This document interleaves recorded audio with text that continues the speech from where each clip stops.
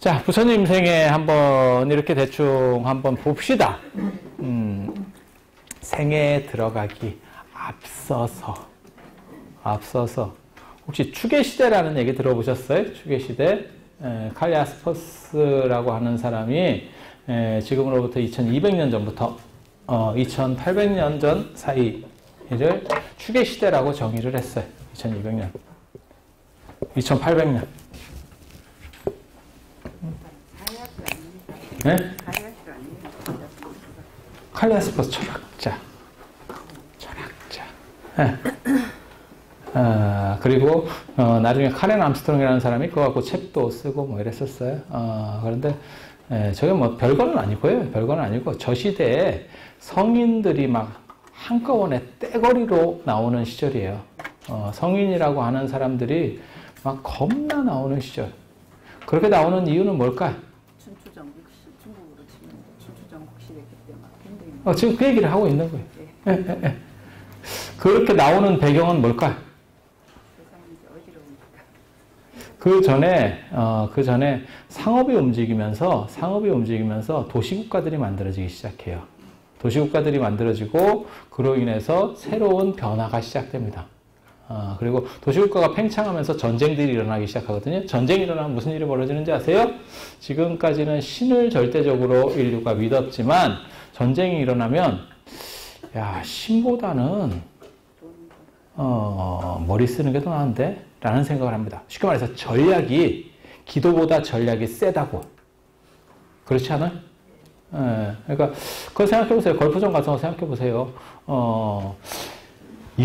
이라크 사람들이 미국 사람들보다 신앙심이 적을까? 이라크는 어떻게 한 번 움직이지도 못하고 경기 끝났다. 그죠? 근데 신앙심만 가지고 말한다면 지금 전 세계에서 가장 종교 인구가 많은 거는 이슬람이고 그 다음에 가장 종교적으로 투철한 것도 이슬람입니다.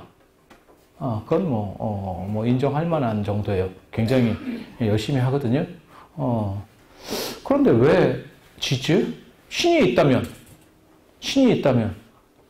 그 사람을 도와줘야 되는 거 아니야? 그러니까 평화시대에는 그런 생각이 별로 없어요. 평화시대에는 그런 생각이 없어. 신이 있어서 우리를 보호해주는 거야 라고 생각을 하는데 전쟁 상황이 되면 기도 열심히 하는 사람보다 계략 잘 세우는 사람이 이겨요. 그렇지 않아? 그러면 어떻게 되죠? 신에 대해서 조금 생각을 달리 해보게 되는 상황들이 벌어지고 신이 존재해? 라는 생각이 벌어지고 인간의 이성이라고 하는 그런 합리성이 표면으로 대두하기 시작하는 거예요. 그런 시대가 바로 이 시대입니다. 추계시대라고 하는 시대예요. 그래서 저 시대가 되면 그리스 쪽에는 숫자 들어가는 사람들이 엄청나게 나옵니다. 엄청나게 나와요. 물 얘기한 탈레스부터 시작을 해서 뭐 피타고라스, 그 다음에 그냥 대발. 되게 많이 나와요. 그 중에서 짱이 누구죠? 소크라테스. 그 다음에 플라톤, 아리스토텔레스 이렇게 해서 이건 제자들로 이렇게 내려가는 거예요. 3대가 내려가는 거예요. 한 집안에서 통을 했지. 한 집안에서. 그리고 그 중에서 이제 플라톤이라고 하는 사람이 어떤 강력한 영향력을 갖추는 거죠. 그래서 그 아카데미라고 하는 것도 처음 만들고 그게 사설학당이지. 일종의 사설학당. 그게 이제 어떻게 보면 대학의 후시까지 되는 그런 상황이 되는 거죠. 그리고 한편 중국에서는 자자 들어가는 사람들이 떼거리로 나오기 시작합니다. 떼거리로. 우리가 자자 들어가는 사람은 좀 더 여러분들이 좀 더 익숙하게 아는 사람들이 있잖아요. 그죠? 공자, 명자, 순자, 노자, 장자, 뭐 이런 사람들. 그죠? 그리고, 나이 든 사람의 적, 공공의 적, 묵자. 묵자. 그리고 남자들이, 싫어하는 사람. 고자도 있어요. 고자도 있어요. 근데 여자가 더 싫어할 수도 있어요. 그건 뭐 상황에 따라서 좀 달라. 상황에 따라서 달라. 그래서 그런 자라고 하는 거는 원래 큰 선생이라는 뜻이에요. 그래서 성씨 붙여서 그 뒤에다가 붙이는 거예요. 그래서 힐랍 철학 때 또 대단한 사람들이 한꺼번에 나오고, 그 다음에 중국에서는 그런 걸 보고 백가쟁명이라고 그래서 제자 백가 시대, 사실은 제자 국가입니다. 제자 국가고요. 제가 원래 철학가 출신이에요. 그래서 제가 이런 걸 다 전공을 다 하는 사람입니다. 그래서 그렇게 있고, 그 시절에 한편 인도에서는 자이나 경전이나 이런 데 보면 363견, 철학적 견해가 363가지나 있었대. 좀 구라 같기도 하고. 그죠? 근데 뭐 중국도 백가쟁명이라 해서 백가가 있다라고 하지만 실제로는 구가밖에 없었어요. 또 불교 경전에는 62견이 있었대. 62견. 철학적 견해가 62가, 그러니까 겁나 많았다는 거예요. 그 얘기는 뭐냐면, 상업과 도시국가를 통해서 사회가 변동하고 있다는 거예요. 그것을 새롭게 규정 지어줄 수 있는 어떠한 흐름, 규범들이 나와야 되는데, 그게 그 주인공이 나야. 라고 말하는 거예요. 그 시대의 주인공은 나야, 나. 어느 원? 오늘 밤 주인공은 나야, 나. 이렇게 해서 한 거야. 그래서 그 많은 사람들 중에서 이제 불교 경전에 제일 많이 나오는 사람은 육사외도라고 해서 뭐 6종류, 불교까지 7종류 정도라고 보면 되고, 연말 결승전, 최종 결승전에서 누가 우승을 하죠? 중국에서는 누가 우승을 할까? 네? 자, 그 전국 노래자랑 연말 결승전. 힐랍에서는 소크라테스, 플라톤, 아리스토텔레스. 그죠? 이건 뭐 명확하잖아요. 그죠? 플라톤. 그 다음에 중국에서는 공저. 또 한 명 더. 맹작갈. 장작갈. 노자. 이게 도가, 유가. 이렇게. 도가, 유가. 이렇게. 사실 이건 강남, 강북이에요. 맹자가 강남 스타일입니다. 강남 초나라 문화 쪽으로 해서. 혹시 그거 아세요? 강남 스타일, 강북 스타일이라는 게 우리나라에 있었던 게 아니에요. 중국 겁니다. 중국 겁니다. 그 실제로 그런 표현이 있어요. 강남, 강북이라고 하는 표현이 있어요. 나중에 기회 되면 뭐 그런 쓸모없는 얘기 해주고, 사는데 큰 도움은 안 되지만 들으면 그럴듯한. 제가 그래서 예전에 그 싸이 강남 스타일 유행할 때 그거 가지고 제가 논문도 썼었어요. 근데 되게 재밌지 않아? 그게 한국인의 이중성이라고 하는 거거든요. 낮에는 정숙한 여자, 밤이 되면 돌변하는 여자. 굉장히 재밌는 거예요. 굉장히 재밌는 사고라니까. 그게 유교와 무교의 원래 결합이라. 제가 한국 문화를 또 연구해요. 한국 문화도 연구하거든요. 그래서 그게 있어요. 직장에서는 깍듯하게 하고 술 먹을 때는 서로 개가 되는. 그래서 개로서 대동단결. 이라는 게 있어요. 그래서 형이라고 불러. 뭐 이러다가 갑자기 또 술 깨면, 예, 이렇게 탁. 굉장히 재밌어. 굉장히 재밌는 문화예요, 이게. 예, 그리고 한국 문화의 가장 큰 특징 중에 하나가 뭐냐면, 술을 먹더라도 정신을 잃게 먹는다? 얼마나 빨리 정신을 잃느냐가 관건 중에 하나야. 근데 한 번만 더 생각해 보세요. 정신이 있어야 좋은 거예요. 정신을 잃으면 좋은지도 모른다니까? 그렇지 않아? 아니, 개로 변신을 했잖아. 그러면 인간적 본성을 잃어버린다니까? 근데 그게 좋은지를 어떻게 알겠어요? 근데 우리는 너무 빨리 개로 변신하고 싶어 하는 거야. 이게 망아에 대한 동경이라고 하는 한국 문화의 굉장히 큰 특징 중에 하나입니다. 망아에 대한 동경. 자기를 잃어버리면. 그랬을 때야말로 진정한 무언가가 나온대. 예. 나름의 행복이지. 그래서 판소리도 그렇고, 옛날에 그 김덕수 씨 경찰에 재표가려니까 재표갈 시간 없다고 했었던 김덕수 씨 이런 거 사물놀이잖아요. 곡도 없어. 그냥 쉘이 때려가지고 모든 사람이 약간 촉촉하게 이상하게 됐다. 이러면 잘 놀았다. 악보가 있는 줄 아세요? 없어요. 그냥 전체가 다 빨려 들어갈 정도로. 그리고 그걸 현대적으로 재해석한 게 난타라고 하는 거죠. 그래서 그거 해가지고 송승환 맞지? 그래서 동계올림픽 뭐 이렇게 감독하고 했었지. 뭐 그렇게 가는 거예요. 그래서 그러한 힘이라는 게 있어요. 약간 미쳐가는 그 전 세계적으로 한번 놀라켰던 게 2005년 월드컵 때 붉은 악마. 그때 진짜 그게 신기한 일 중에 하나였었어요. 한국 문화를 얘기할 때는 사실 그 얘기도 언제나 들어가야 되는 얘기 중에 하나예요. 이유가 뭔지 아세요? 우리가 한국전쟁 이후로 빨간색 공포가 있었거든.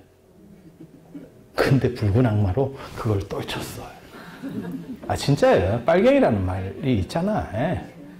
그래서 뭔가가 있었어요. 뭔가가 있었어요. 그래서 혹자는 그런 말도 하죠. 우리가 청백전을 하는 게 빨갱이에 대한 공포 때문이다. 근데 그건 구라입니다. 그건 정확하게 말하면 구라입니다. 그건 오행 때문에 생긴 얘기예요. 일본에서도 청백전을 해요. 일본에서. 여러분 운동회 할 때 그 모자 이렇게 뒤집어 쓰는 거 있었잖아요. 그치? 오행 때문에 그래요. 오행 때문에. 동방목과 서방금 이래서 흰색과 푸른색이 반대. 오행에서는 그렇게 나오거든요. 우리가 그냥 생각할 때 태극기 할 때 빨간색, 파란색 이렇게 반대. 이건 음양으로 따질 때 이거. 그래서 약간 달라. 자, 가봅시다. 인도에서 그렇게 62견 뭐 이런 것들이 많이 있었는데 그 중에서 잘 나가는 사람 누구일까? 붓다예요. 인도가 참 먼 나라거든. 그거 아세요? 인도가 참 먼 나라예요. 제가 인도 책 쓸 때 뭐라고 사람들이 얘기했냐면 망할 거니까 쓰지 말라고 그렇게 얘기를 했었습니다. 대놓고 출판사에서. 그래서 왜요? 그랬더니 인도 책은 출판 시장에서 성공하는 경우가 거의 전무합니다. 이렇게. 왜? 심리적으로 너무 멀기 때문에. 남미하고 인도하고 거리가 거의 비슷해요. 우리 심리적 거리는. 그러니까 유럽이 인도보다 더 멀잖아요? 그래도 유럽이 훨씬 쉽습니다. 왜? 주워 들은 게 있잖아. 인도는 뭘 알아? 인도 뭘 알아? 소순배, 겐지스강, 그 다음에 가스제도 몇 개 없어.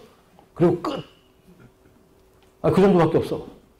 근데 되게 웃기는 게 불교가 인도 거잖아. 근데 더 웃긴 건 부처님은 한국 사람 같이 생겼어. 이거 내수인데? 이게 수입이 아니고 내수 같은데? 저게 왜 외국 사람 얼굴이지? 이런 생각. 그죠? 되게 재밌지? 그런 거 이제 찾아서 가는 거예요. 그리고 여기 한 명 더 얘기하면 마하비라라고 하는 사람이 있어요. 마하비라. 여러분 잘 모르는 사람입니다. 자이나교 하는 마하비라. 몰라도 됩니다. 참고로 말씀드리면 이건 니간타 나타푸트라고 하는 사람 몰라도 됩니다. 괜찮습니다. 이 사람 아는 사람 별로 없습니다. 제일 유명한 사람 누굴까? 전 세계적으로 가장 유명한 사람 누굴까?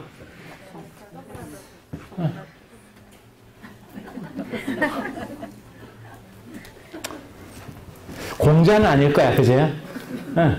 붓다 아니면 소크라테스일 거야, 그지? 그렇지 않을까? 세계 종교사나 세계 철학사 책을 보면 붓다 쪽이 더 많습니다. 비중이 더 큽니다. 이유는 뭐냐면 소크라테스나 이런 거는 말할 게 그렇게 많지는 않아요. 상대적으로 얘기하는 거예요. 상대적으로. 그래서 이런 사람들을 성인이라고 하죠. 성인. 뭘 얘기한 사람들이냐면 그 전에 이런 사람들이 나오기 전에는 다 무슨 얘기를 했냐면 절대 신이라고 하는 얘기를 했었어요. 신. 이런 사람들은 뭘 얘기하냐면 인간의 합리성. 신에서 인간으로 전환시키는 게 이런 양반들이에요. 그리고 이렇게 합리적으로 얘기하면서 뭘 말하려고 하는 거냐? 그것의 최고 정점에 진리라는 걸 둡니다. 진리라는 걸 둡니다. 그래서 신 중심에서 진리 중심으로, 신 중심에서 인간 중심으로 그 변화가 이 추계시대 때 일어나는 변화예요. 그리고 그렇게 얘기하는 사람들 중에서 짱을 성인이라고 합니다. 성인이라고 합니다. 그래서 제가 그런 얘기 하거든요. 예수는 성인은 아니야. 신이라며. 그리고 시기도 이탈해 있죠. 저 양반들이 그 당시 시대만 좋았으면 서로 카톡할 수도 있는. 그렇게 해도 겹친다니까? 똑바로 겹치진 않아요. 누가 연대가 제일 빠르냐면 부타가 제일 빠르고 그 다음에 공자. 노자가 약간 전설적인 건 있지만 노자를 공자보다 더 빠르게 볼 수도 있습니다. 그래서 만약에 그렇게 본다면 노자하고 부타하고 비슷한 연배가 돼요. 그리고 소크라테스는 저보다 좀 떨어집니다. 같이 카톡하기는 좀 어렵습니다. 단체방 만들면 소크라테스는 빠져야 돼. 사람들이 말하는 게 뭐냐면 진리, 그 다음에 인간 중심적인 거거든요. 소크라테스가 어떻게 죽었는지 아세요? 독배 마시고 죽었잖아. 그지? 소크라테스 그냥 죽지. 그 마누라를 또 얼마나 또 나쁘게 만들어 놓고 죽었는지. 아이고, 나 참. 소크라테스 마누라가 악처 중에 대표자잖아요. 그지? 실제로는 그런 것도 아니에요. 아니, 남편이 돈 안 벌어오고 맨날 입하고나 하고 있으니까, 젊은 애들하고. 그러니까 바가지 안 긁을 사람이 어딨어? 안 그래요? 그리고 소크라테스는 그 당시에 변호사 같은 걸 취임했으면 돈을 되게 많이 버는 쪽 사람이에요. 그런데 그런 걸 안 하고 돈벌이는 안 하고 애들하고 맨날 입하고나 하고 있는 거야. 그러니까 마누라 입장에서는 억장이 무너지지. 제가 보기에는 같이 산 것만 해도 크게 적선한 겁니다. 그런 상황인데 아무튼 소크라테스 제목이 뭐냐면 젊은이를 선동한다. 그 다음에 신관을 어지럽힌다. 전통적인 신관을 어지럽힌다. 그게 제목이에요. 제목이에요. 그래서 이 사람들이 얘기하는 건 그런 거거든요. 이 사람들이 얘기하는 거는 진리에 대한 거, 진리를 뭐라고 얘기하냐면 이데아. 이데아. 그리고 인간이 이성으로 이 이데아까지 가는 거죠. 그리고 이 플라톤이라는 사람이 말하는 걸 보면 바로 이데아에 갈 수는 없어요. 이데아 세계에 갈 수는 없고 이데아까지 가면서 윤회를 합니다. 향연이라는 데 이런 데 보면 다 윤회한다는 얘기가 나와요. 왜 한 번에 못 가? 그리고 윤회하는 얘기가 나오는 이유가 뭐냐면 저 히랍 사람들하고 부처님하고 같은 종족이에요. 같은 아리안족이에요. 그걸 인도 아리안이라고 합니다. 인도 유럽어족. 인도 유럽어족. 아리안족이라고 하는 종족이 있어요. 혹시 들어보셨어요? 요즘 아시는 걸로 보면 히틀러, 그죠? 게오르기의 25시라고 하는 혹시 소설이나 영화 보셨어요? 그러면 거기에 뭐가 나오냐면 아리안의 영광을, 순수한 아리안족을 찾으려고 하는 노력들이 나옵니다. 그 게오르기는 신부입니다. 신부예요. 그게 이제 독일에서 일어났었던 실제적인 일 중에 하나예요. 그래서 독일 마크나 히틀러 마크나 불교 마크가 같잖아요. 그치? 완전히 똑같지는 않고 바람개의 방향이 반대지. 불교 거를 좌만자라고 하고 히틀러 걸 우만자라고 그래요. 바람개의 방향이 이건 이거, 그 다음에 이건 이렇게 방향이 반대예요. 그리고 정확하게 말하면 히틀러께 더 원형입니다. 우리께 좀 짝퉁이에요. 우리께 짝퉁. 그건 동아시아에서 좌를 더 숭상해서 그래요. 인도부터 유럽까지는 다 오른쪽 중심이에요. 봐봐요. 그래서 제가 그런 얘기 하거든요. 우리가 그냥 한글로 얘기할 때는 오른쪽 왼쪽이라고 하지만 한문으로 얘기할 때는 좌우라고 한다. 동아시아 전통에서만 왼쪽이 오른쪽보다 높다라고 생각해요. 그래서 인도나 유럽에서는 당연히 우만자, 오른쪽으로 돌아가는 만자를 선호하고 그 다음에 우리는 왼쪽이 당연히 더 높지. 그래서 그걸 바꾸는 겁니다. 그렇다고 치고 가봅시다. 이 아리안족이 코카소스 지방에서부터 움직이기 시작해요. 유목민들인데 지금부터 한 3,500년 전에 막 움직이기 시작해요. 예전에 민족 이동이 이렇게 한꺼번에 떼거리로 이동했다는 건 뭔 뜻인지 아세요? 지구의 기후 조건이 바뀌었다는 거예요. 그러니까 훈족의 대이동, 몽고의 이동, 이런 식으로 막 뭐가 나오잖아요.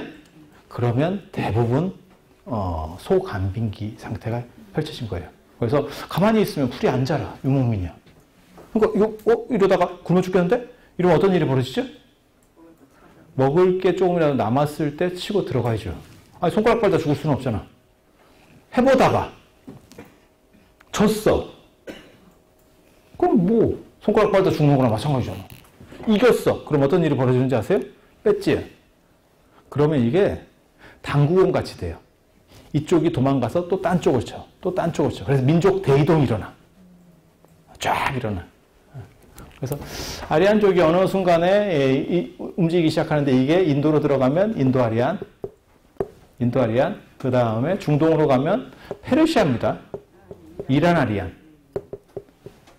서쪽으로 가면 히랍, 아리안족이에요. 그 다음에 더 서쪽으로 가면 독일, 프랑스까지. 겁나 많아요, 사람이. 겁나 많아요. 그래서 아리안족이 굉장히 특이한 종족입니다. 굉장히 특이한 종족이에요. 굉장히 특이해요. 그래서 제가 그런 얘기 하는데, 아리안족하고 셈족하고 한족만 정리할 수 있으면 세계사 정리하는 게 굉장히 쉽다.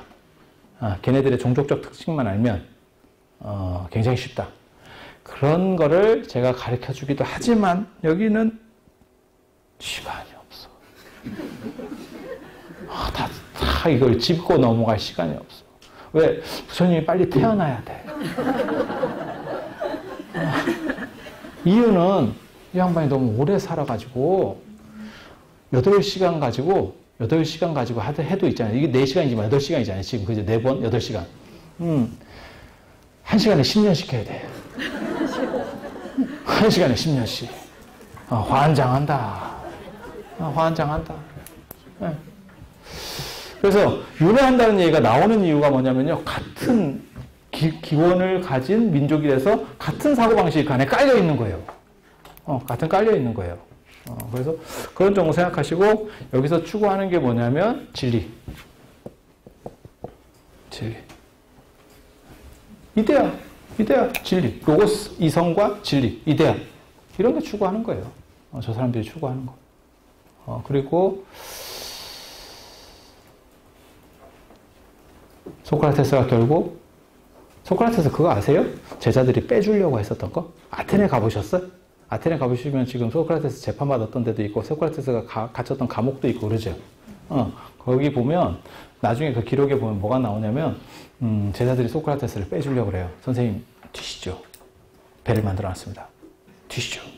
그랬더니 소크라테스가 아니다. 나는 공짜는 양잿물도 먹는다. 이러면서 먹고 죽습니다. 굉장히 소신 있는 행동을 하죠. 나중에 비슷한 사건이 이제 조금 문제가 되는 사건이 아리스토텔레스한테도 일어나. 요 밑에 아리스토텔레스한테도 일어나. 그랬더니 아리스토텔레스는 되게 재밌어요. 도망을 가. 선생님 왜 도망을 가십니까? 소크라테스는 원샷하고 갔습니다. 그랬더니 아리스토텔레스가 아테네 사람들로 하여금 철학자를 2번 죽였다는 오명을 갖게 해서는 안 된다. 그리고 갔다는 거예요. 참 말 못해서 죽은 귀신들이 씌어가지고 이게 재밌어 하는 거 보면. 그래서 한 번은 죽고 한 번은 또 살고 뭐 이러는 게 있어요. 자, 공자는 뭘 얘기했을까? 공자가 얘기한 거. 공자는 뭘 얘기했을까? 공자 하면 처음 떠오르는 거 없어요? 그게 공자 하면 떠오르는 걸까요? 어때? 예? 이거 중학교 때 배우잖아요. 인. 공자 하면 인이잖아요. 예. 그런 거 아시잖아요. 그 맹자는 그 다음에서 순자는 예, 이런 거 외웠었잖아요. 물론 너무 오래돼서 전생일인 것처럼 생각은 들지만 한 번은 봤었어요. 아주 아득한 옛날 기억을 소환해봐. 이렇게 쫙 하다 보면 그랬던 것 같아. 언제 저런 거 한번 들어봤던 것 같아. 그치요? 인이 뭔지 정확하게 잘 몰라. 그래서 유교의 발달사라고 하는 게 인을 어떻게 해석할 것이냐에 대한 게 유교의 발달사예요. 그런데 이 인을 다산 정약용이 뭐라고 해석하냐면 이거 그냥 쉽게 해석하는 거예요. 이거 봐봐. 사람인이죠. 이 옆에는 뭐예요? 두 사람과의 관계. 그래서 내가 하기 싫은 일은 남에게도 시키지 마라. 기소부력이면 물시여인이라. 내가 싫은 일은 남에게도 시키지 마라. 반대로 얘기하면 내가 하고 싶은 일은 남에게도 베풀어 줘라. 생각보다 좀 다른 얘기를 하죠. 신에 대한 그런 얘기를 하는 게 아니고 인간에 대한 이야기를 하고 있는 거예요. 그래서 인간 안에서의 질서 이런 얘기들 합니다. 그래서 그걸 계승하면 예가 되지. 그걸 형식적으로 만들어 놓으면 예가 되는 거예요. 노자는 뭐 얘기하죠? 노자. 도. 그거 몰라요? 지금은 없어졌는데 얼마 전까지만 해도 서울역 같은 데 가면 도를 이게 조금 지나고 나면 생각나죠? 그게 이제 노쇠한 자들의 어떤 특징입니다. 듣고 나면 맞다 들었던 거 같아. 그런 분도 있어요. 해외여행을 갔는데 처음 가본 데서 갔어. 근데 가니까 여기 와봤던 것 같은데? 한 몇 년 전에 거기 와봤었는데 이러면서 다니는 사람도 있더라고. 그래서 제가 뭐라 했는지 아세요?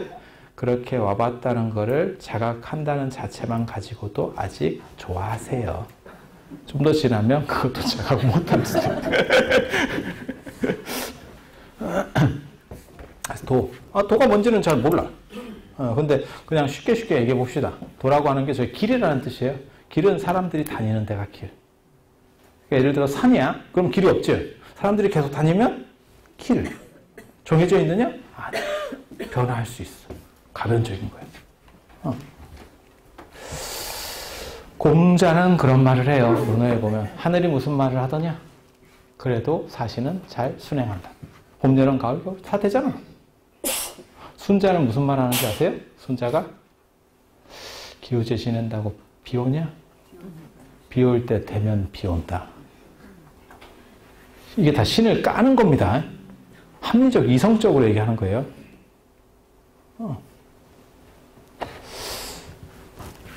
노자는 뭐라고 했을까? 노자는 이 도라고 하는 것은 상제. 이게 옥황상제 이런 상제예요.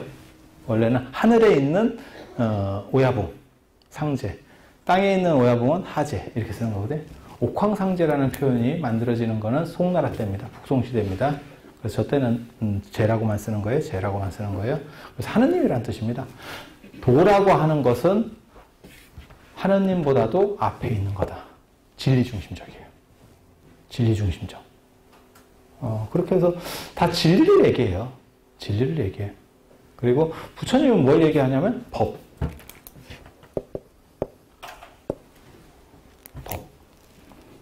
저도 진리라는 뜻입니다. 법칙. 변화하지 않는 법칙. 그러면 그건 영구불변한 거냐? 아니에요.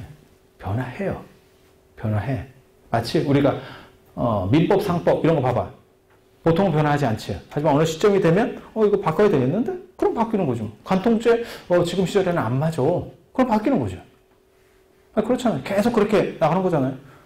예전에는 에어컨에 특별소비세가 붙었어. 하지만 지금은 이제 지금은 일반적인 거잖아요. 그럼 특별한 게 아니잖아요. 그죠? 그럼 또 바꾸는 거고. 그래서 사회적 합의에서 계속 바뀌어가는 거. 우주의 법칙은 안 바뀌나요? 상황에 의해서 또 바뀌는 게 있죠. 기본적인 면목까지는 안 바뀌겠죠. 그죠? 그렇게 해서. 그럼 법을 얘기하는 거예요. 그래서 붓다는 뭐라고 자기를 얘기하냐면, 나는 예불문 보면, 불교 예불문 보면, 삼계도사라는 표현이 있어요. 삼계도사. 그 도자는 이 진리라고 하는 뜻의 이 도자가 아니고, 여기에 마디촌자를 쓰는 인도할 도자예요. 인도할 도자. 내가 너희들을 진리로 인도해주는 난 가이드야. 선지식. 선생. 이런 의미입니다. 그래서 이때 추계시대 때 사람들이 말하는 건 뭐냐면 신 대신에 진리. 그리고 그것을 네가 체득하라는 겁니다. 그렇게 체득하면 너는 진리와 함께 자유롭게 될 것이다. 라고 하는 게 추계시대 때 성인들이 하는 얘기예요. 그리고 신하고는 틀려요. 이렇게 된 양반들을 성인이라고 하는데 이건 신하고는 틀려요. 붓다가 무슨 의미인지 아세요? 깨달은 사람이라는 뜻의 각자예요. 깨달음을 얻은 사람. 그래서 이게 석가모니를 가리키는 표현이 아니에요. 이 깨달은 사람 중에 석가모니도 있고 아미타도 있고 그 다음 비로자나도 있고 여러 종류들이 있는 겁니다. 그리고 그 중에 그 과정 중에 있는 사람을 보살이라고 하는 거예요. 그래서 여러분이 사실은 그 보살, 과정 중에 있는 사람. 그리고 그 과정 중에 있는 사람 중에서 짱급이 있습니다. 짱급. 그러니까 예를 들어서 부처님이 무슨 뭐 교수야. 어느 전공 교수, 어느 전공 교수 이런 식으로. 그러면 그 조교 정도가 있는 거야. 그런 정도 역할을 해주는 사람이 큰 보살, 대장보살. 누가 있죠? 관세음보살, 뭐 지장보살, 뭐 문수보살, 뭐 이렇게 있는 거예요. 그래서 여러분들은 다 보살. 그리고 보살은 원래는 남자에게 쓰는 뜻입니다. 그러니까 여자만 쓰는 거 아니에요? 하지만 실제로는 원래는 남자한테 쓰는 표현이에요. 그리고 깨달음을 얻으려고, 그러니까 깨달음이라는 건 정확하게 말하면 자유입니다. 살아보니 그런 생각 안 해보세요? 저는 계속 그 생각이 드는데 지금도 사실은 아까 전에도 그런 생각하고 있었는데 제가 뭐라고 얘기했냐면 제가 원래 다른 데서 수업하고 왔는데 뭔 얘기를 해줬냐면 삼국유사에 보면 사복불언조라고 하는 데가 있어. 근데 사복이라고 하는 사람이 원효를 찾아가서 하는 얘기가 있어요. 이 사복의 어머니가 돌아가셨거든요. 그러니까 원효를 찾아가서 뭐라고 얘기하냐면 전생에 우리가 경전을 실어서 옮기던 암소가 죽었다. 가서 우리가 장례를 지내주자. 이렇게 얘기해. 그러니까 사복의 어머니가 전생에 장신들은 수행자였었고 소였었다는 거예요. 그래서 경전을 날랐대. 그래서 그러자 이렇게 오는 거예요. 그래서 제를 지내주는 게 아니고 조사를 네가 한번 해봐라. 추모하는 조사를 해봐라. 그래서 원효한테 얘기해요. 그러니까 원효가 뭐라고 얘기하냐면 낳지 마라. 태어나는 게 고통이다. 죽지 마라. 아니 낳지 마라. 죽는 게 고통이다. 죽지 마라. 태어나는 게 고통이다. 이렇게. 사는 게 고통 아니에요? 거기서 끝나는 게 아니고 사복이 뭐라고 얘기했냐면 뭔 원효가 혓바닥이 그렇게 기냐. 그랬더니 원효가 그럼 너는 어떻게 해볼래? 이렇게 얘기해. 너는 뭐라고 할래? 그랬더니 사복이 생사가 다 고다. 생사가 다 고다. 어때? 살아보니까 그런 생각 안 들어요? 물론 좋은 일도 있겠지만 살아보면 만만치 않죠? 저도 좀 쉬었으면 좋겠어. 자유 먹고 싶어. 어때? 그런 생각은 안 해보셨어요? 그렇게 진리와 하나 돼서 자유를 찾으라는 게 이 사람들 말이에요. 그래서 이데아를 통한 자유, 이쪽에서 그렇게 얘기하는 거고, 그 다음에 공자 같은 경우는 이런 걸 체득해서, 그러니까 이 진리라고 하는 거는 체득될 수 있는 거예요, 인간이. 그러면 그 진리와 하나 돼서 전체적 자유를 얻을 수 있는 거예요. 걸림없는 자유를.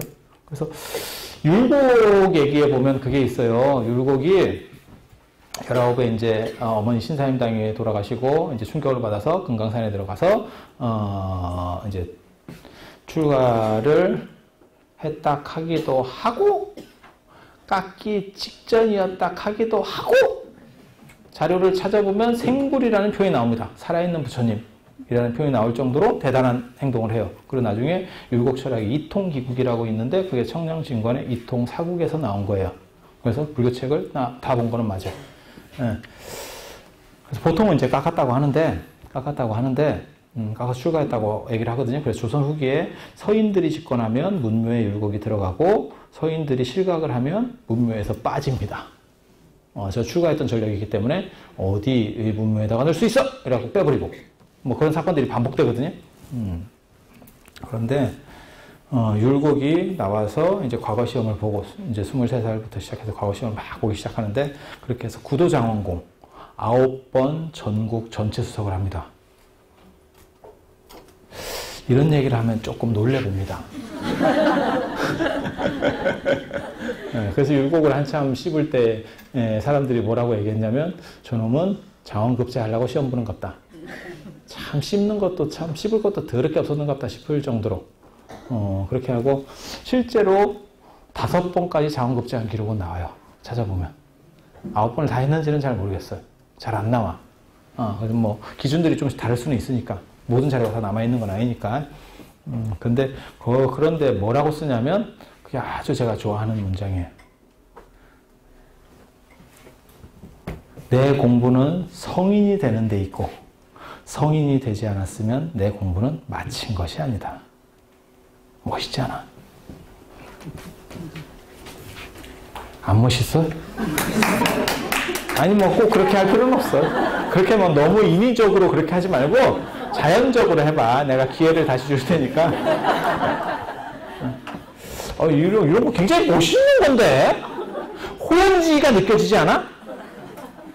내 공부는 성인이 되는 데 있고 성인이 되지 않았으면 내 공부는 마친 게 아니다. 그게 무슨 뜻이냐면 이게 불교하고 이런 수양 종교, 이런 수행하는 종교하고 기독교나 이슬람 같이 신을 믿는 종교하고 천지 차이로 갈라지는 대목이에요. 가장 극명하게 나타나는 대목이에요. 무슨 뜻이냐면 우리는 부처님이 되는 데 목적이 있다니까? 근데 왜 우리가 절에 와서 부처님 앞에서 기도하고 뭐 절하고 이렇게 합니까? 기준을 잡는 거예요. 나도 저렇게 닮아갔으면.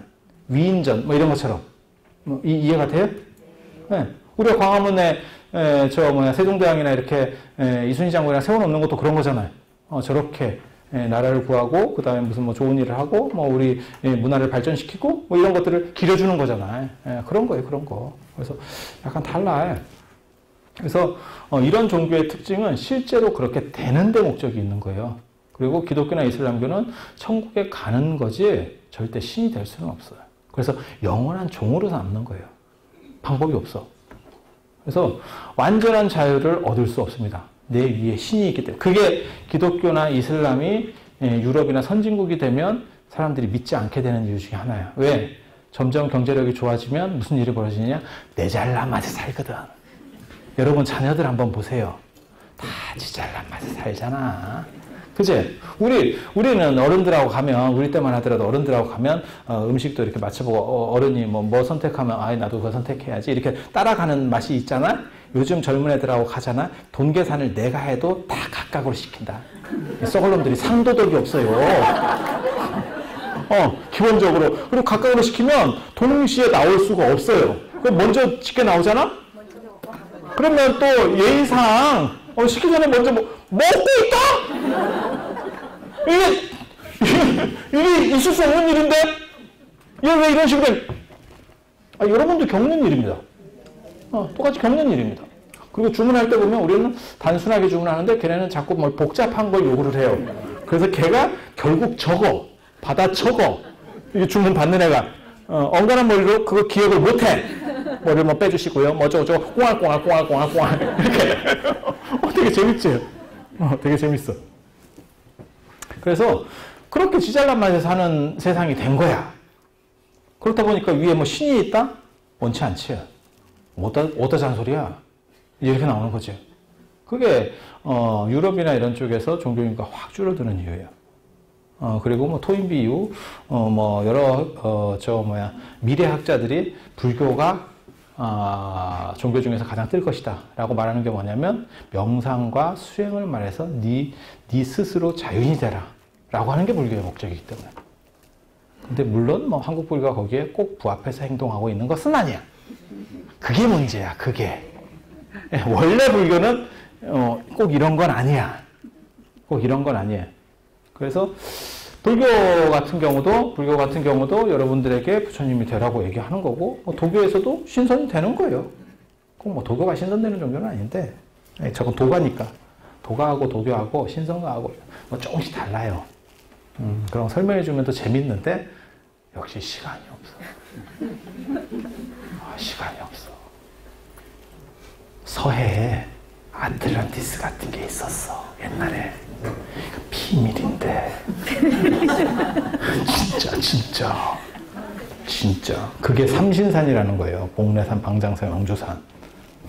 그 전설이 거기서 나오는 거야. 그게 마지막 빙하가 녹으면서 그게 가라앉게 되면서 섬같이 되는, 거기서 무슨 어떤 문명에 대한 전설이 남게 된 거예요. 그래서 제가 뭐라고 얘기했냐면 전 세계에서 가장 더러운 바다가 우리나라 서해거든요. 왜냐면 중국 쪽이 모든 게 이쪽으로 동쪽으로 뻗어 나오잖아요. 그죠? 그래서 가장 더러운 바다거든요. 그래서 제가 이거 신선들 거기 살아도 요즘은 중금속 오염 이런 거 걸려가지고 이게 쉽지 않을 거다. 죽지만 않고 납중독, 크롬 중독 이런 거 걸려가지고 영원히 살아봐. 환장한다. 막 콧구멍 이렇게 뚫려 있고 이런 상황에서 그래서 되는 종교예요. 이 특징이 되는 종교. 그리고 그 진리를 터득해야 된다. 그래서 불교도 가장 재밌는 것 중에 하나가 뭐냐면 법당이라고 하죠. 표현을. 대웅전이라고도 하고 뭐 하지만 법당이라고도 하죠. 그래서 기도도 하지만 스님들이 법문을 설해. 법문을 설해. 물론 그게 꼭 재미있다는 얘기는 아니고 계속 뭔가를 얘기하려고 해. 예. 그 이유가 뭘까요? 부처님이 말씀하신 어떤 방법을 통해서 여러분들이 스스로를 자각하라고 얘기하는 거예요. 촉구하는 거예요. 저도 여기 와서 일요일마다 그 일요법회 뭐 이런 걸 하는데 큰 스님들이 이렇게 오시는 걸 보고 깜짝 놀랐잖아. 큰 스님들의 대부분은 제가 교육받는다고 얘기하거든. 재미없는 거 교육받아. 재밌으면 큰 스님이 못 돼.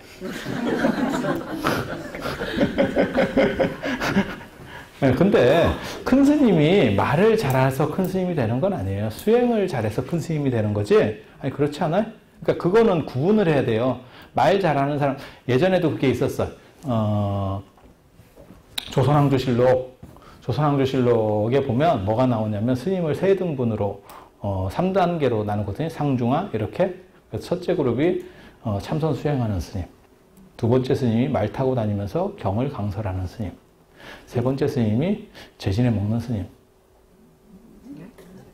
제 같은 거 지내가지고 이렇게 좀 이렇게 하고 사는 생계형. 말귀 못 알아들어. 다 알만한 사람들이 왜 그래. 그래서 그렇게 3단계로 구분해요. 그래서 큰 스님이니까 법문을 잘 하실 거야. 재밌게 할 거야. 사실 그런 건 아닙니다. 왜냐면 수행으로 큰 스님이 되는 거니까. 그리고 제가 그런 얘기 하거든요. 바둑 같은 경우 바둑 이렇게 둘 때 해설해 주는 사람 있잖아요. 모든 수를 다 아는 것처럼 얘기한다. 근데 사실 되게 재밌는 게 그렇게 잘하면 쥐가 선수를 뛰지. 그치? 아니 그 해설한다고 얼마나 벌겠어. 선수는 그게 상금이 막 3억 4억 이렇게 올라가거든요. 그런데 그래서 그게 전에는 그런 것도 있어요. 저도 바둑을 아마 6단까지 뒀었는데 되게 재밌는 게 어떤 경우는 그 해설하는 사람이 되게 재밌게 해설하더라고요. 이수는 도저히 모르겠습니다. 솔직해. 마음에 들어. 되게 막 아는 척하면 설레발치거든. 이렇게 한번 해보고 이렇게 한번 해보고. 근데 그거 다 허당이에요. 왜냐면 그 현역에서 은퇴한 사람들이 대부분 해설하거든. 그리고 막 이세돌 같은 사람이 예를 들어서 해설해. 잘할 것 같아요? 못해요. 못하니까 한 2번 나왔다가 잘리는 거예요. 왜? 실력이 좋다고 해설을 잘하는 게 아니야. 무슨 얘기냐면 국어과가 있고 국어 교육과가 있다니까?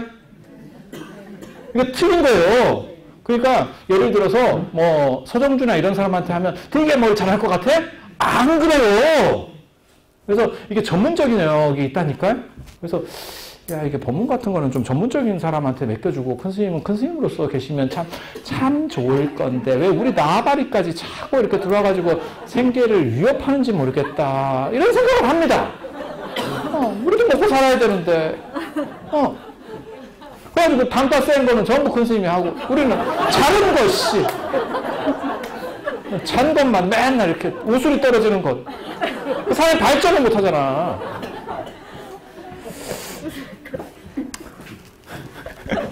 왜 그래? 그런데 꽂히면 안 돼. 그래서 되는 종교, 그 다음에 그런 큰 특징이에요. 이게 동아시아가 아니고 이 추계시대 때 나온 이러한 종교적 특징, 철학적 특징이 어떻게 해서든 내가 자유롭게 되는 거예요. 지금도 그런 자유, 대자유 이런 얘기를 들으면 가슴이 설레는데 어렸을 때 대장부론이라고 하는 책을 읽었는데 제목을 보고 제가 그 책을 샀거든요. 어떤 게 진정한 대장부인가? 멋있지 않아요? 대장부의 길을 얘기하는 거예요.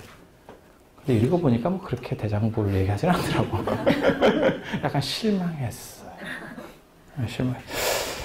자, 부처님 얘기로 이제 사부작 가봅시다. 이제 그 시대 배경, 대충 저렇다는 거, 알아두시고, 그래서, 불교 같은 경우도 계속 법문을 큰 스님이든 뭐 작은 스님이든 되든 스님이든 안 되는 스님이든 계속 법문을 하려고 하는 게 뭐냐면 진리를 가르쳐야 된다라고 하는 그런 강박관념이 불교 안에 있기 때문에. 그 대신에 천주교나 저 기독교 같은 데는 찬송만 하면 돼. 신은 논증 대상이나 설명 대상이 아니에요. 그렇게 했다는 거지 왜 그렇게 했다를 말할 필요가 없어. 진리라고 하는 거는 규명을 할 수 있는 거고. 부처님의 가장 위대한 말 중에 하나 제가 그렇게 얘기하거든요. 그 얘기는 너무 감동적이에요. 제가 책에도 아마 썼을 거예요. 제자들한테 하는 얘기예요. 부처님 완전히 뜬 뒤에 제자들한테 한 얘기예요. 나에 대한 존경심 때문에 너희들이 내 말을 그냥 고지고대로 받아들이면 안 된다. 너네가 생각해보고 그게 합리적이라고 생각하면 받아들여라. 그렇지 않으면 버려라.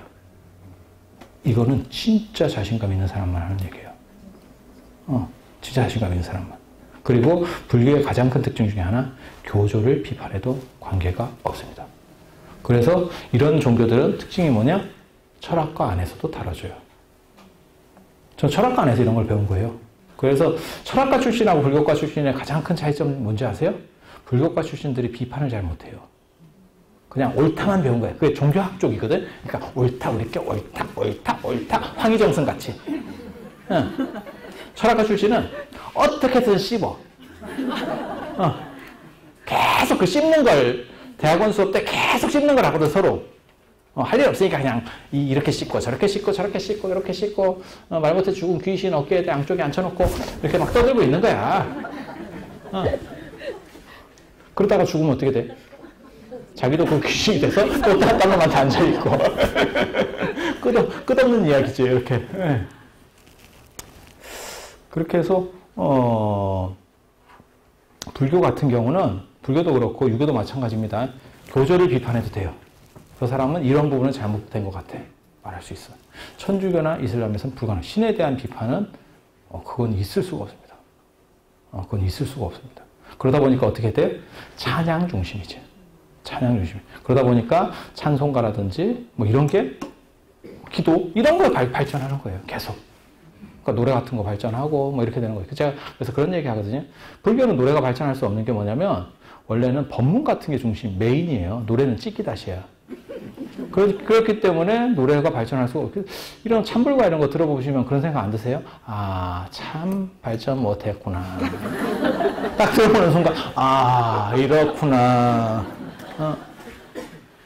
그리고 제가 이절에 와서 저 국악으로 하는 것도 처음 봤어요. 전에 경주동대에 국악과 있어가지고 그쪽 학교에 제가 강사할 때 좀 봤었고 여기서는 처음 봤어. 절에서 저 국악으로 하는데 나 처음 봤어. 근데 그래서 내가 딱 보는 순간 무슨 생각했냐면 옛날에 김옥 선생이 책에 그런 거 쓴 적 있거든. 지금 불교는 나는 불교를 이렇게 본단가? 그 책에서 아마 그렇게 썼을 거예요. 지금 불교는 자꾸 기독교를 저런 거 노래하고 이런 걸 따라가려고 하는데 나 같으면 차라리 국악으로 하겠어. 라는 표현을 했었다고. 그래서 저런 걸 누군가 알고 있었나? 이런 생각도 했었다고. 그래서 신선했는데, 조금 이렇게 노래하는 걸 이렇게 몇 번 보고, 아, 이래서 국악이 양하게 밀렸구나. 라는 생각을 했지. 왜 국악 한마당이 시청률이 안 나오는지 알겠다. 아, 저건 참 무리한 거구나. 이런 생각을 했어요. 아니, 뭐, 스님이니까 국악을 해야지. 이렇게 말하는 사람도 있거든? 그럼 귀에 들리게 하든가. 안 들리는 걸 어떻게 해? 귀에서 밀어내는 걸 어떻게 해? 왜 본성을 바꾸가 마인드 컨트롤해서 나는 국악을 해야 돼. 이럴 수는 없잖아. 지금 시대가 그런데. 다도도 그렇고. 커피에 지금 벌써 밀렸잖아요. 그래서 뭐 절에서라도 차를 마셔야 되는 거 아닙니까? 입에 안 받는 걸 어떻게 해? 어떻게 하라고, 그걸 어떻게 해? 그렇지 않아? 커피를 더 많이 드세요? 커피가 훨씬 쉽지 않아요? 커피가 향과, 그리고 커피가 원래 종교 음식이에요? 아세요? 이슬람에서 그 철야기도 할 때 먹은 게 커피. 그래, 아라비카잖아. 아라비아 커피. 별로 관심 없으면 말고. 아니, 진짜, 월정사에서 제가 월정사에 지금도 있는데 거기서 커피를 거기 로스팅까지 막 다 해요. 왜냐면 스님 중에 바리스타도 있어요. 로스팅을 아예 해가지고 커피를 마신다니까. 그렇게 해가지고 전부 이렇게 왜냐면 너무너무 커피 소모가 많기 때문에 거기 템플스테이도 해야 되고 막 이러다 보니까 너무 많은 거예요. 커피 소모가. 그래서 그걸 볶은 걸 사오기가 경제적으로 부담이 돼서 아예 볶아요. 이렇게 사보자. 그래서 그걸 계속 보다 보니까 이제 이건 커피를 좀 볶은 지 며칠 된 거, 기름기가 나왔네, 중배전, 약배전, 이렇게 이제 눈이 좀 씻기는 거야. 장님이 아니니까. 장님이 아니니까. 아니, 계속 보니까 보이는 거야. 그래가지고 그렇게 살면서, 이렇게 커피를 마시고 있는데, 이렇게 하니까, 그렇게 하고 있었는데, 2절에 오니까, 이런 데서 커피 믹스를 먹고 있는 거야. 너무 야만적이지? 나 이런 거지 같은 일이 다 있대?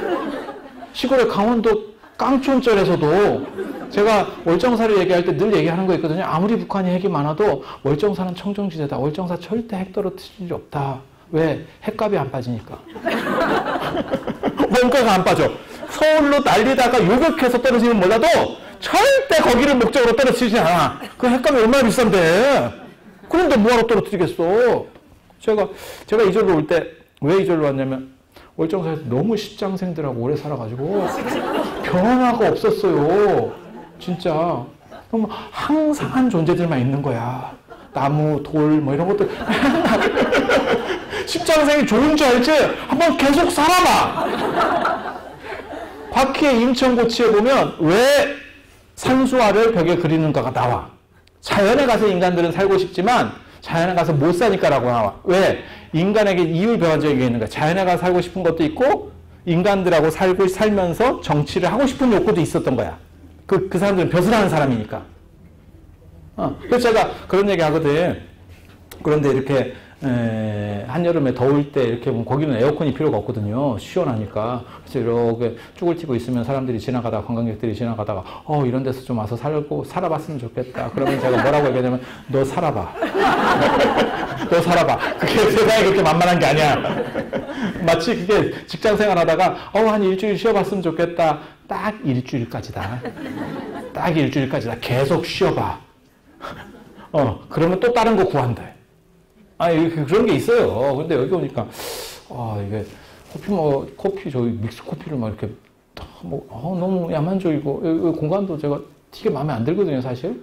이게 뭐 하는 공간인가? 이게 무슨, 삼류, 무슨 교실도 아니고, 저 뒤에 저 캐비넷, 저런 거 진짜 마음에 안 들거든. 너무 야만적이잖아. 나 여기 이런 데도 좀, 저 불화반 그림도 좀 붙여놓고, 저기다가 저쪽에 뭐 사진반 이렇게 해가지고, 저 갤러리 같이 이렇게 좀 해놓고, 이거 좀 꾸밀 생각이에요. 그리고 제가 와서 가장 수건 사업 중에 하나가 내가 커피 머신을 갖다 놓는다. 커피 머신을 갖다 놓는다. 그렇게 해서, 이제 들어올 거예요. 그거 내가 한 2달 동안 진짜 찝쩍거렸다. 너무너무 힘들었어. 진짜. 내가 생각해도 기특해.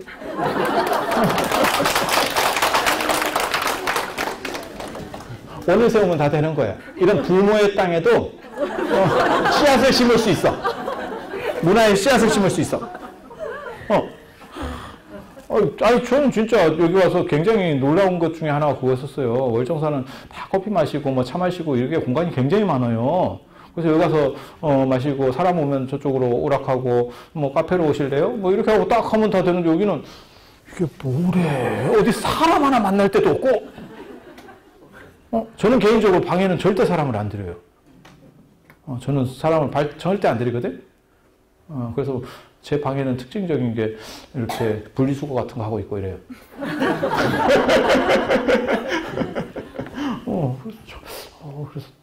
그래서 내가 도서관 공간도 저거를 이제 북카페 같이 해서 커피도 마시고 입하고도 할 수 있게 이렇게.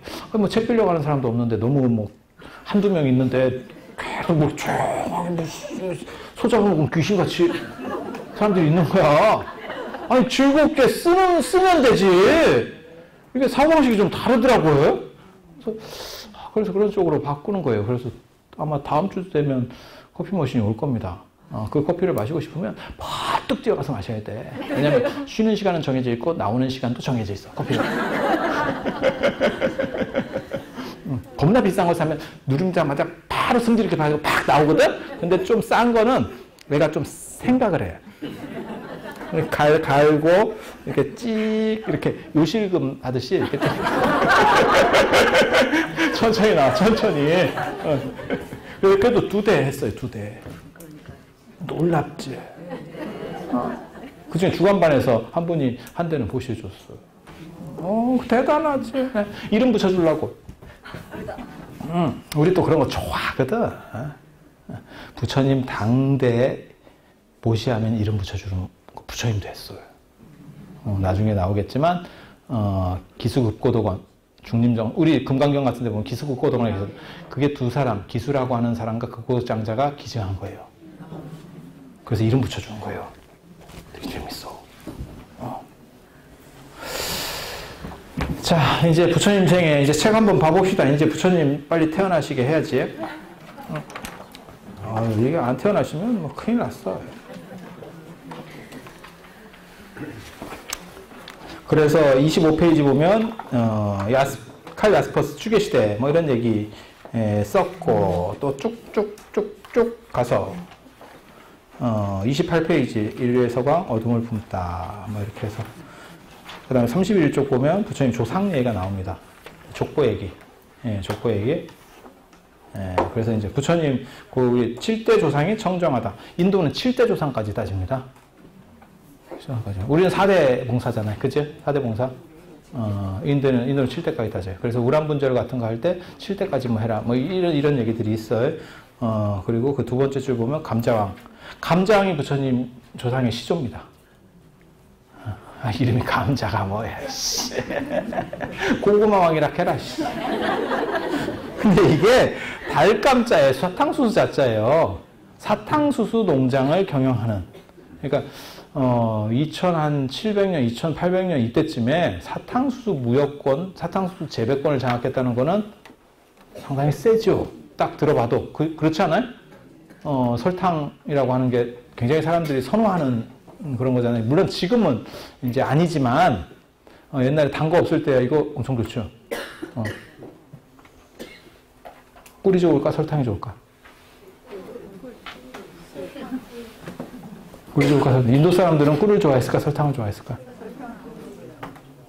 설탕이 더 나아요.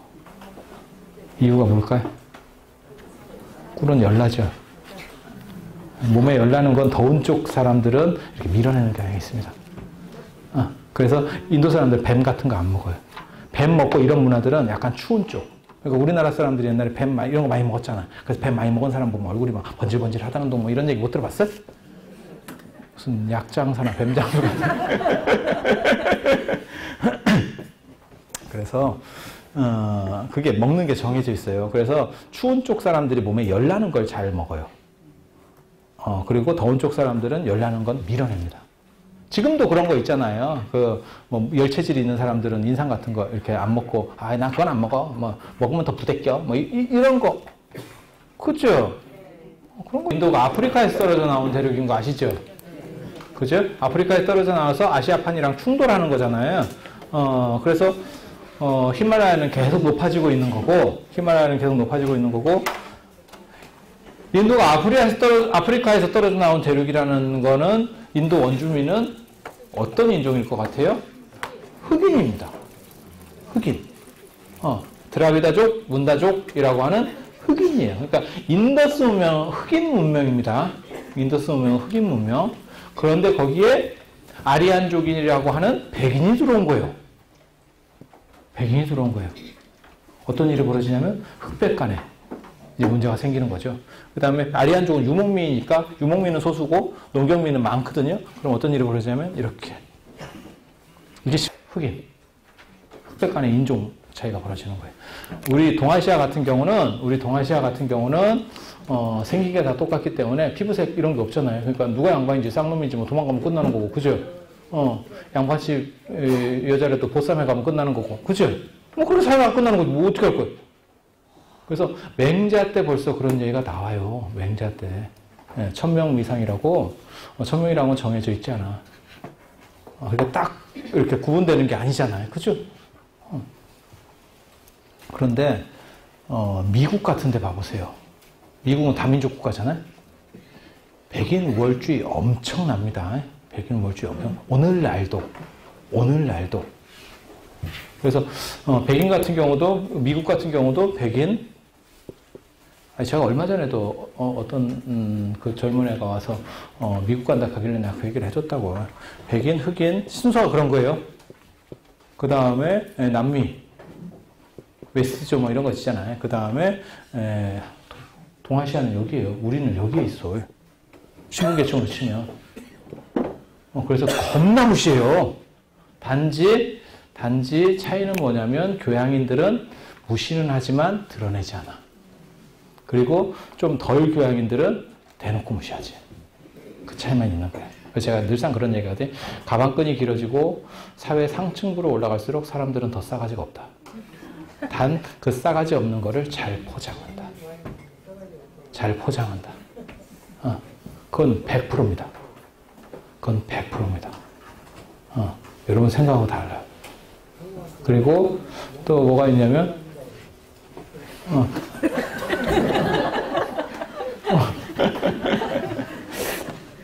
또 뭐가 있냐면 지능이 높을수록 사람은 모든 생물은 잔인해집니다. 잔인해집니다. 그래서 그런 얘기 있잖아요. 뭐 채식 옹호론자 중에 어떤 말 하는 사람이 있냐면 육식을 많이 하면 포악해져. 그런 얘기 있잖아요. 그리고 동물적 기운이 들어오니까 사람이 지능이 떨어져 이러지만 그러면 제가 뭐라고 대답해 주냐면 육식 동물이 다 지능이 높고 채식 동물은 다 지능이 떨어져.